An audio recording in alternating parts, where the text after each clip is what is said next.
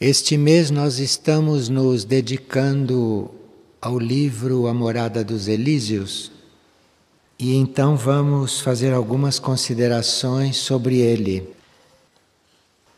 O livro é muito estimulante no bom sentido, porque mostra como os seres puros de coração e também os menos puros, todos são assistidos permanentemente pela consciência una.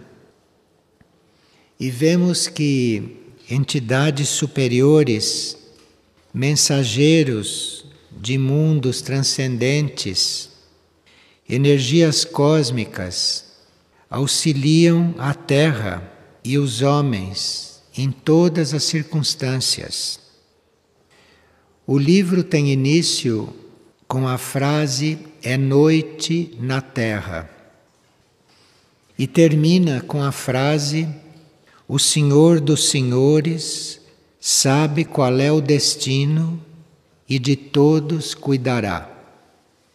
Então nós já sabemos que estamos em um planeta ainda não resolvido, um planeta onde existe uma noite simbólica, mas que aquela consciência cósmica da qual tudo emanou levará tudo para o destino e cuidará de tudo aquilo que existe.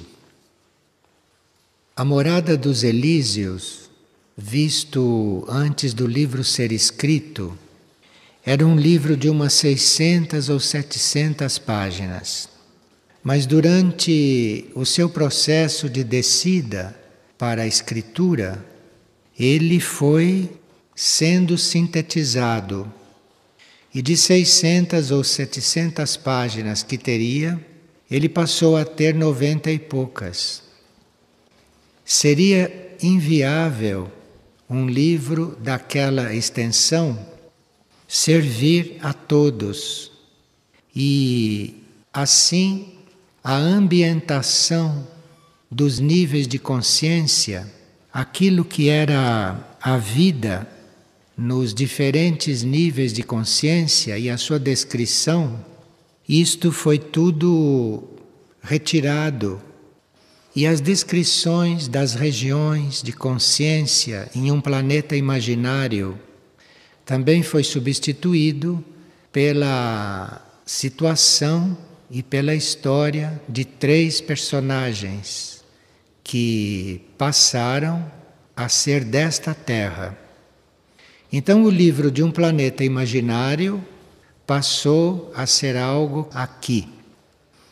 E isto, no decorrer destes anos, porque isto foi de 92 até 95, no decorrer destes anos, muitas coisas foram se definindo, outras foram tomando novos rumos, certos seres tomaram certas decisões, de forma que o livro foi acompanhando isto.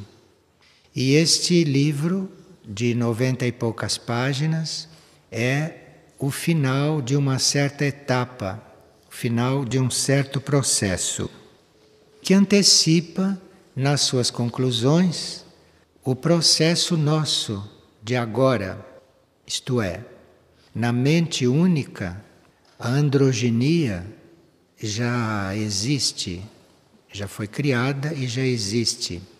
Mas a androginia está para ser ainda estabelecida entre os seres humanos.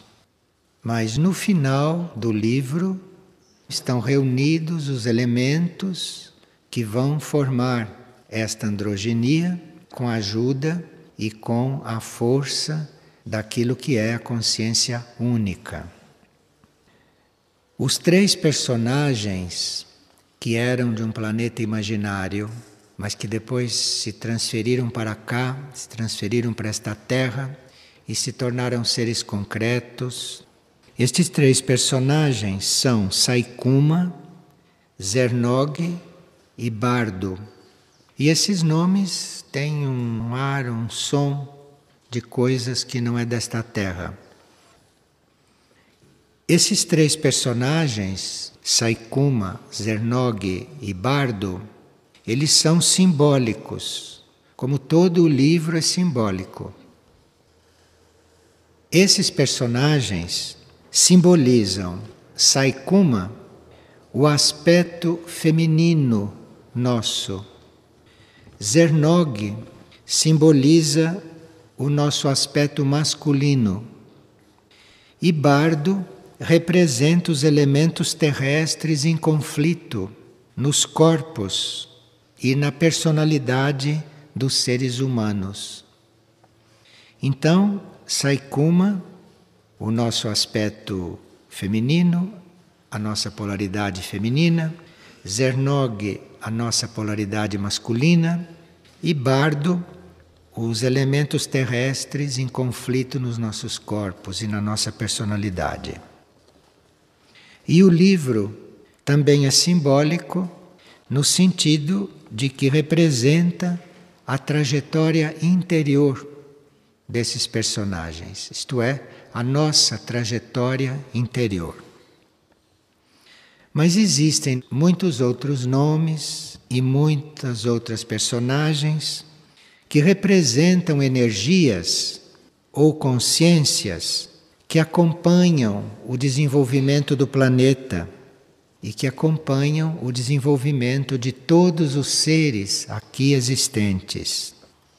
Então nós vamos entrando em contato à medida que nos comunicamos com o livro, porque não é um livro para ser lido assim naturalmente, como se lê um jornal ou como se lê um romance.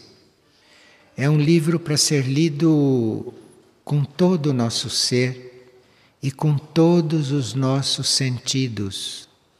Há momentos em que todos os nossos sentidos físicos devem estar despertos para perceber a sonoridade do que está ali dentro, para perceber o aroma do que está ali dentro, enfim, tudo aquilo que os nossos sentidos podem nos revelar.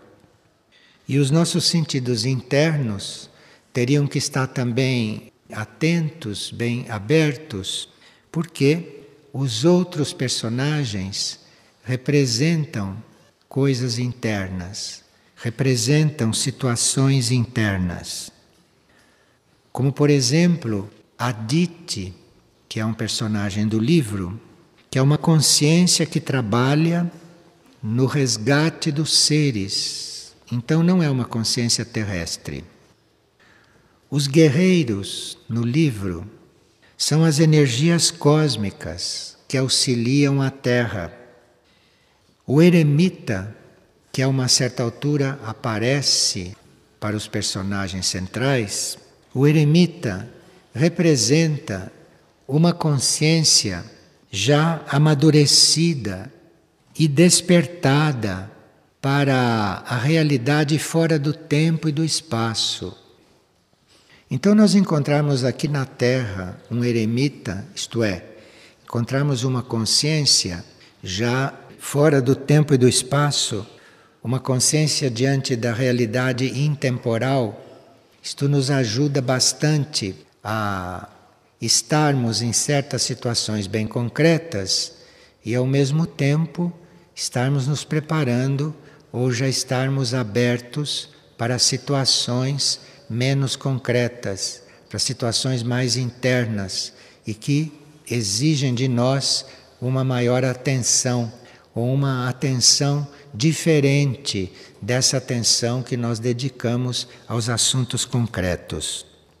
E o eremita, todas as vezes que no livro ele fala, ele nos leva para estas constatações e nos ajuda a ver as coisas de um ponto de vista superior, menos material. No livro há muitos pássaros, são sempre chamados os pássaros. E essas são as manifestações das entidades supra-humanas. Então, quando estas entidades supra-humanas se manifestam ou estão presentes, nós temos os pássaros nas cenas ou nos episódios. Também os pássaros aí estão simbolizando os mensageiros dos mundos transcendentes. Os seres dos mundos mais evoluídos que acorrem, que vêm quando são chamados, quando são invocados, esses seres no livro são chamados de nossos irmãos do cosmos, ou os jardineiros do espaço. Este termo, jardineiros do espaço, não é usado neste livro. Este termo foi tema de um livro especial para ele. Mas esses irmãos do cosmos, esses irmãos do espaço, isto é o que acorre para nos auxiliar sempre que são chamados. E no livro está presente também um personagem que é intitulado o instrutor. E esse instrutor, que nos momentos mais especiais se apresenta e ensina, isto é o símbolo do eu superior dos personagens. Isto é o símbolo daquele eu que está além da personalidade, que está além do ego humano. O livro tem uma parte explícita que é muito clara à medida que se vai lendo, mas tem uma parte oculta e interna. E esta parte oculta e interna se revela à medida que o nosso processo interior coincide com as coisas descritas no livro. Então é um livro que uma pessoa normal, que não se preocupa com o processo interior, lê como se fosse uma história. Mas ele tem um aspecto oculto que se revela quando nós, naquele momento, estamos passando por aquilo internamente. Então é um livro que pode abarcar muitas etapas do nosso processo interior. Certas etapas nós podemos reconhecer ali, e depois, vivendo outra etapa, a reconhecemos ali também. Antes não a tínhamos reconhecido, porque precisa estar vivendo aquilo para poder sentir e perceber. E uma pessoa a quem eu perguntei que impressão o livro lhe tinha feito, ele me disse que tinha reconhecido no livro o seu processo interior, ou uma parte da sua trajetória. Então, se nós estamos numa trajetória e se naquele momento ficamos indecisos ou ficamos um pouco anuviados, coisa que pode acontecer, uma busca com base no livro ou uma pesquisa com base no livro poderá nos dar as chaves para a solução de certas situações ou poderá nos dar a energia para viver certos períodos da nossa trajetória ou da nossa etapa. Certos trechos do livro, certos episódios do livro evocam em nós estados subjetivos, evocam em nós movimentos internos. Mas para isto precisava que nós estivéssemos realmente tendo o livro como um companheiro, tendo um livro como uma ajuda, como algo bem próximo de nós e ao qual a gente consulta ou que pode nos servir de um elemento de inspiração. O que se passa com Sai-kuma, que é o personagem feminino e representa o nosso aspecto feminino, o que se passa com Zernog e o que se passa com Bardo, os elementos terrestres conflitantes nos nossos corpos, é a realidade vivida por muitos hoje, embora não se deem conta do que vivem. Esses personagens são a vida de hoje. Esses personagens descrevem a vida de hoje. E a vida humana sobre a Terra, no livro, é simbolizada pela floresta. Então, o livro não tem cidades ou coisas deste tipo, mas o livro tem uma floresta que simboliza a vida. E para nós atravessarmos esta floresta, ou para nós estarmos vivendo nesta floresta, exige que nós estejamos buscando a verdade, a realidade, com decisão e coragem.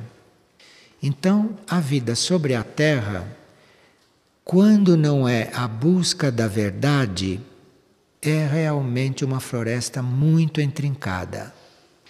Uma floresta muito intrincada na qual nós encontramos todo tipo de feras, todo tipo de serpentes, todo tipo de escorpiões. Todos estes seres que existem na superfície da Terra materialmente como parte do reino animal, todos esses seres são simbólicos de situações que esta floresta terrestre nos oferece para que a gente aprenda, para que a gente fique forte, para que a gente se transforme, para que nós aprendamos a controlar, a dominar, a transformar, a transmutar. Então, isto tudo é a floresta do livro. E esta floresta, a uma certa altura no livro, se incendeia. Então acontece um grande incêndio. Acontece um incêndio no qual muitos morrem, muitos desencarnam. E este incêndio está simbolizando uma purificação que a uma certa altura se dá na floresta, se dá nesta vida. Então o livro vai nos preparando psicologicamente e espiritualmente também para este incêndio. Vai nos preparando para a conclusão de uma etapa. Vai nos preparando para algo que deve acontecer e que corresponda ao incêndio da floresta. Então é como se a purificação desta vez se desse também pelo fogo, e que o fogo é algo muito purificador e que, num certo sentido, será benéfico. As personagens e tudo o que acontece no livro, tudo o que se passa no livro, deverá estar se encaminhando para o que no livro é chamado da montanha. A montanha que é um estado de consciência superior, um estado de consciência que nós temos que atingir. Temos que subir esta montanha, temos que escalar esta montanha. Então esta montanha, no livro, é a nossa consciência mais profunda, ou a nossa consciência mais alta, a nossa consciência mais elevada, a qual a maioria não percebe, a maioria não vê esta montanha.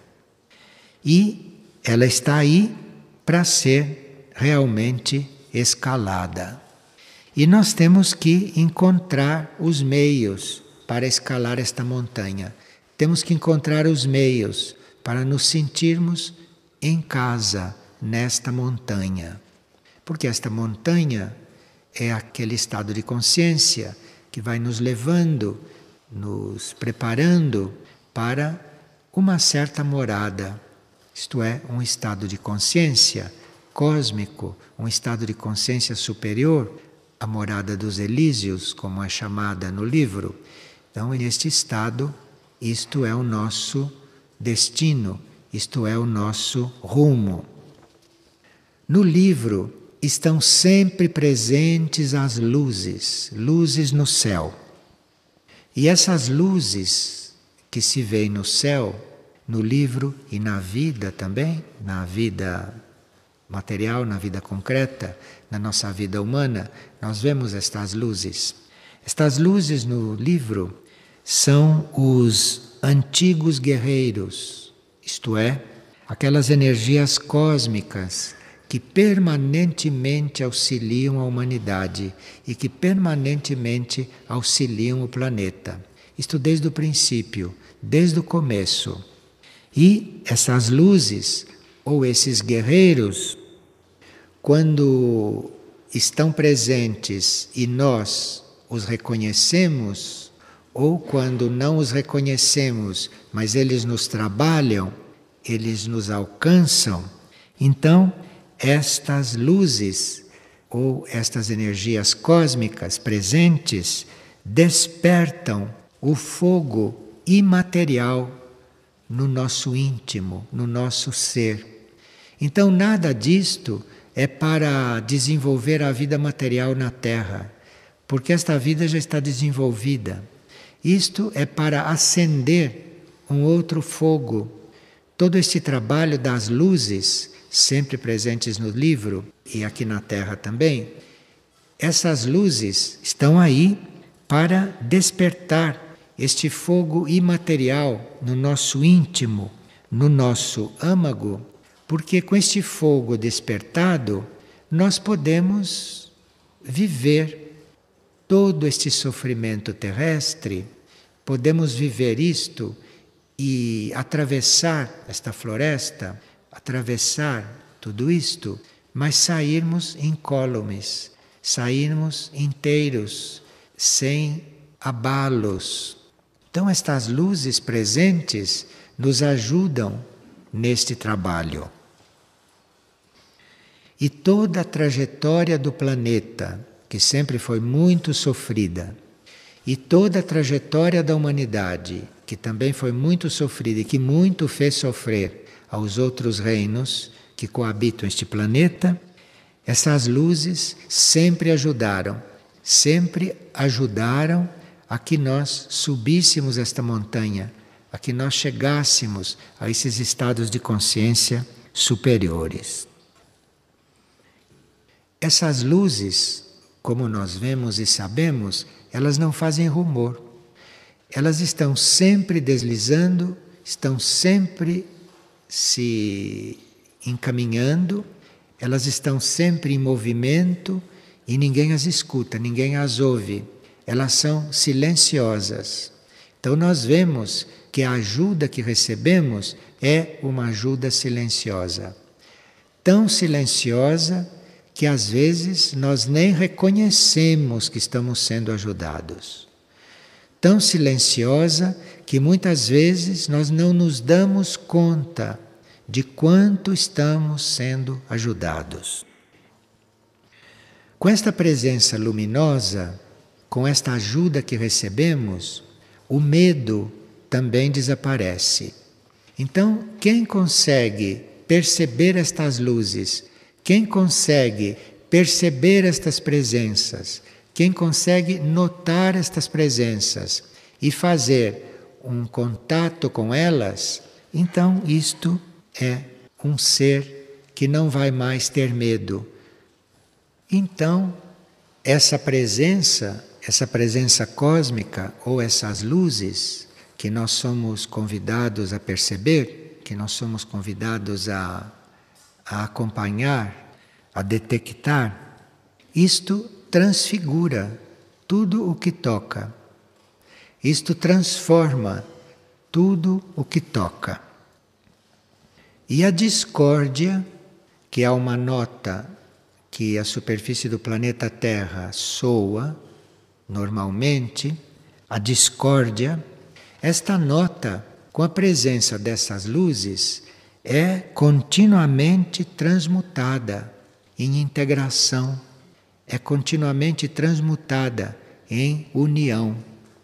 Então, nós concluímos pelo livro que não fosse a presença destas luzes, isto é, não fosse esta consciência cósmica materializada de uma certa forma aqui na Terra, que a humanidade ou estes seres que aqui se confrontam não teriam condições de estarem integrados. Agora, esta integração não é só uma atividade em grupo, a qual se pode chegar e deveríamos chegar. Esta integração não é só uma atividade em grupo, mas é também uma integração do próprio ser. É uma integração feita do próprio ser. Em princípio, uma integração dos corpos desta personalidade, inclusive uma integração do corpo mental com o corpo emocional e com o corpo etérico físico, desses três corpos com a alma, e também uma integração maior dentro do ser. Então essas luzes têm vários níveis de trabalho conosco. Estas luzes podem estar nos curando de desequilíbrios superficiais, de desequilíbrios concretos, de desequilíbrios físicos, como essas luzes podem estar também produzindo curas mais internas, curas mais profundas, podem estar trazendo ligações mais profundas nossas, como por exemplo, esta personalidade integrada, se ela já está integrada, então nós, sob a bênção, sob o efeito dessas luzes, nós unimos esta personalidade integrada com núcleos maiores do nosso ser, com núcleos mais profundos. Seriam os guerreiros, ou seriam essas luzes, pergunta-se no livro, seriam essas luzes o esteio da vida neste planeta? Esta é uma pergunta que nós podemos levar conosco. Podemos levar conosco e termos a resposta, à medida que nos comunicamos com estas luzes. Como se essas luzes fossem instrutores, não o mesmo tipo de instrutor que é o nosso eu superior, mas estas luzes são um outro tipo de instrutor. Instrutor também, eventualmente, do nosso eu superior. Aquele que tudo rege, como é chamado no livro, isto é, esta consciência cósmica, esta consciência una, que é o destino de tudo e que conhece o destino de tudo, isto, no livro, ergue a sua mão para nós. Ergue a sua mão e quando isto ergue a mão, quando esta consciência una, quando esta consciência cósmica dá o sinal, então os guerreiros e as luzes, segundo o livro, mergulham neste mar de sangue, mergulham nesta floresta ou neste mar de sangue e ali resgatam tudo o que é resgatável, como se fosse necessário um resgate para nós termos o caminho aberto, para nós termos os portais abertos para vidas superiores, ou para planetas superiores, ou para mundos superiores, ou para estados superiores de consciência. E essas luzes, esses guerreiros, mergulham, resgatam tudo aquilo que é resgatável, resgatam tudo aquilo que é salvável, como se algo fosse acontecer aqui, como se algo imenso fosse acontecer aqui, porém não entre os salváveis, não entre os resgatáveis, só entre aqueles ou aquele material que precisa ser transformado, que precisa passar por uma transformação muito especial. Então Saikuma Zenog Bardo, com a presença destas luzes, acabam consumando uma síntese entre eles. Então veja que o trabalho das luzes é segundo a necessidade. Junto aos três personagens do livro, essas luzes serviram para eles sintetizarem entre eles, isto é, o aspecto feminino, sintetizar com o aspecto masculino e sintetizar com aqueles elementos materiais, com aqueles elementos terrestres que no ser sempre foram conflitantes, sempre foram muito recalcitrantes. E no final, isto tudo se une, isto tudo se sintetiza. Isto é, isto está pronto, está preparado para níveis superiores de consciência, para fazer esse traslado para níveis superiores de consciência. E esses níveis superiores de consciência, o que são, segundo o livro? Que já vimos que isto não é descrito, que todas essas descrições foram retiradas do projeto, para que nós ficássemos mais ativos na busca destas coisas. Então, a energia optou por não descrever esses estados de consciência, por não descrever esses planos de consciência, por não descrever esses mundos, para que nós os buscássemos com maior necessidade, para que nós tivéssemos mais necessidade de buscar estas coisas e tivéssemos mais necessidade de ir descobrindo estes ambientes da consciência, esses níveis da consciência. Então o livro diz apenas que alguns destes resgatados vão para estrelas longínquas, segundo o destino que eles têm, segundo a trajetória que devem percorrer, ou segundo os grupos de consciência que eles devem integrar. Outros ficam na Terra para aspirar à vida divina. Então, uns vão para a vida divina, outros ficam aqui, outros permanecem aqui para aspirar a esta vida e para ajudarem, para colaborarem através da sua própria aspiração e da sua própria necessidade, que esta vida divina aconteça um dia na Terra. Agora, este um dia, o livro não diz quando será, e também não diz o que acontecerá antes de chegar este dia, mas pode-se ali compreender, pode-se ali prever o que acontecerá antes deste dia chegar. Agora, a humildade é o valor mais importante nesses estágios. Nesses estágios de pouca clareza, nestas etapas de indecisão, nestas etapas de confusão generalizada, a humildade é um dos maiores valores. E o livro, então, nos lembra que nisto tudo a humildade serve para todos, que a humildade é o principal para todos. Seja qual for o destino, seja qual for a situação, seja qual for o momento do indivíduo, mas a humildade serve para todos.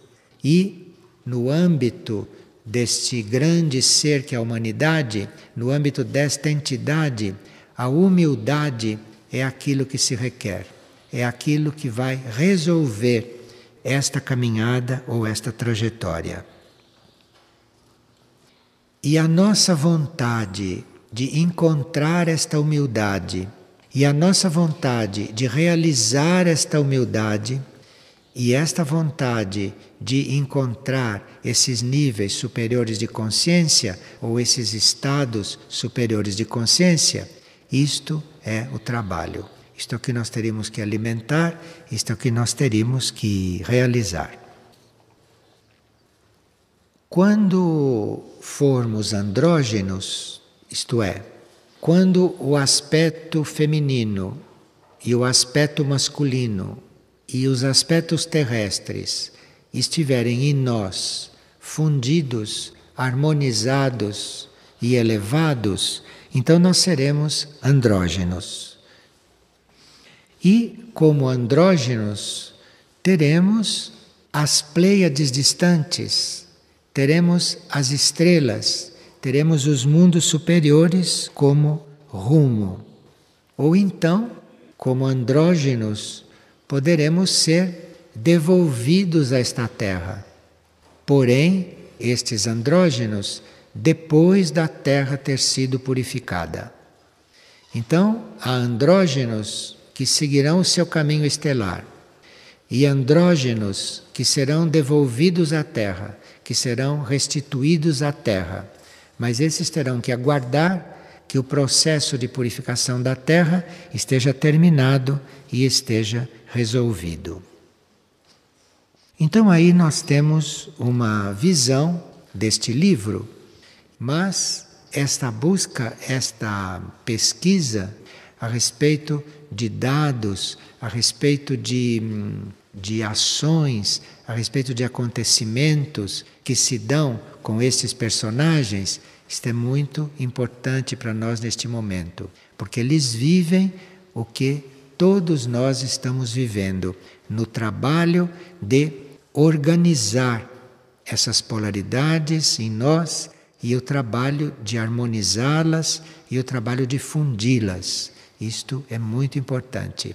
Sempre pensando não num resultado imediato, mas tendo presente esta androginia, tendo presente este estado mais avançado que nós podemos atingir, que nós podemos alcançar e viver.